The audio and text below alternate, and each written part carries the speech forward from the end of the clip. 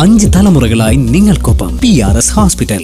രാജ്യത്ത് തന്നെ വളരെ പ്രമുഖമായിട്ടുള്ള ഒരു ടെക്നോക്രാറ്റ്, ഒരു ചാനൽ മേധാവി, അല്ലെങ്കിൽ ചാനലിൻ്റെ പ്രധാനപ്പെട്ട ഓഹരി ആൾ, ദീർഘകാല MP ആയിരുന്നു, കേന്ദ്രമന്ത്രിയായിരുന്നു.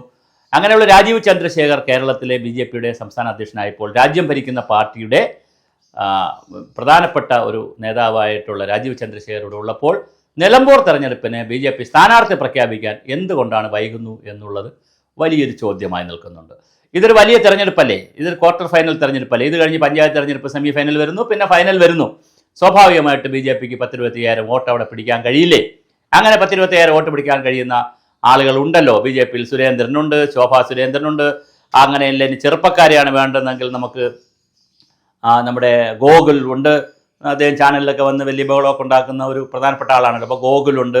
അങ്ങനെ ഒത്തിരി ആളുകളെ അവിടെ കിടപ്പുണ്ട്. പിന്നെ അതുപോലെ തന്നെ കോഴിക്കോട് ജില്ലാ പ്രസിഡൻ്റായിട്ട് ഇപ്പോൾ PhD ഒക്കെ ചെയ്തിട്ടുള്ള ഒരാളുണ്ടല്ലോ, അദ്ദേഹത്തിൻ്റെ ചാനലിലൊക്കെ സ്ഥിരമായി വരുന്ന ഒരാളുണ്ട്. അപ്പോൾ അദ്ദേഹത്തിൻ്റെ പേര് ഞാൻ പെട്ടെന്ന് ഇപ്പോൾ ഓർക്കുന്നില്ല. അപ്പോൾ അങ്ങനെ നിരവധി ആളുകളുണ്ട്. പിന്നെ നമ്മുടെ ശോഭാ സുരേന്ദ്രൻ. അപ്പോൾ ശോഭാ സുരേന്ദ്രനെ ഒന്ന് അവിടെ ലോഞ്ച് ചെയ്യിച്ചു കഴിഞ്ഞാൽ അവരിപ്പോൾ ആലപ്പുഴ തെരഞ്ഞെടുപ്പിന് ഇളക്കി മറിച്ച് ആറ്റിങ്ങൽ തെരഞ്ഞെടുപ്പിന് ആദ്യം ഇളക്കി മറിച്ചു.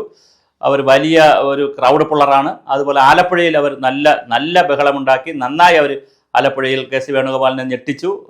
ഇലക്ഷൻ റിസൾട്ട് വരുന്ന സമയത്ത് പോലും ആദ്യ ഘട്ടങ്ങളിൽ ശോഭാ സുരേന്ദ്രനാണ് മുന്നേറിക്കൊണ്ടിരുന്നത്.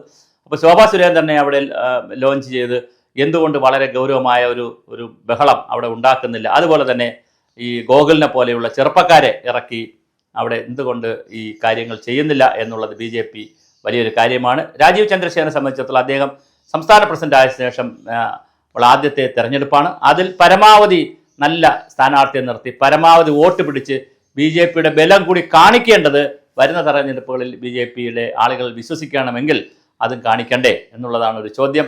അപ്പോൾ തീർച്ചയായിട്ടും ഇത് വരും ദിവസങ്ങളിൽ ഈ പറഞ്ഞ പ്രമുഖരായിട്ടുള്ള ആരെങ്കിലും തന്നെ കാൻഡിഡേറ്റ് ആവാനുള്ള സാധ്യതയാണ് ഇപ്പോൾ കാണുന്നത്. ഒരു 10-25 വോട്ട് പിടിച്ചാൽ സ്വാഭാവികമായിട്ട് അത് BJPക്ക് ഗുണകരമായി വരികയും അടുത്ത തെരഞ്ഞെടുപ്പുകളിൽ മലപ്പുറം ജില്ലയിലും അതുപോലെ തന്നെ കോഴിക്കോട് ജില്ലയിലുമൊക്കെ BJPയുടെ ഒരു സാധ്യത വളരെ വരാനുള്ള സാധ്യതയാണുള്ളത്. പക്ഷെ അത് എന്തുകൊണ്ട് BJP ചെയ്യുന്നില്ല?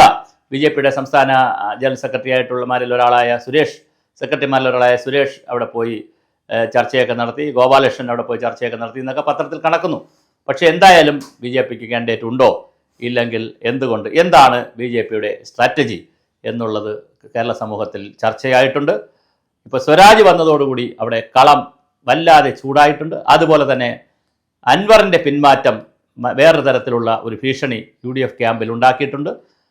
ഒരു വലിയ വെല്ലുവിളിയാണ് UDF ക്യാമ്പിൽ ഉണ്ടായിട്ടുള്ളത്. അപ്പോൾ UDF ക്യാമ്പിലെ ഈ വെല്ലുവിളിയും സ്വരാജിൻ്റെ അവിടുത്തെ ലോഞ്ചിങ്ങും എല്ലാം കൂടി വളരെ സംസ്ഥാനം ശ്രദ്ധിക്കുന്ന രീതിയിലുള്ള ഒരു തിരഞ്ഞെടുപ്പായി മാറുമ്പോൾ സ്വാഭാവികമായി അവിടെ BJPയുടെ സ്ഥാനവും BJP നേടുന്ന വോട്ടും ഏറ്റവും നിർണായകമാണ്.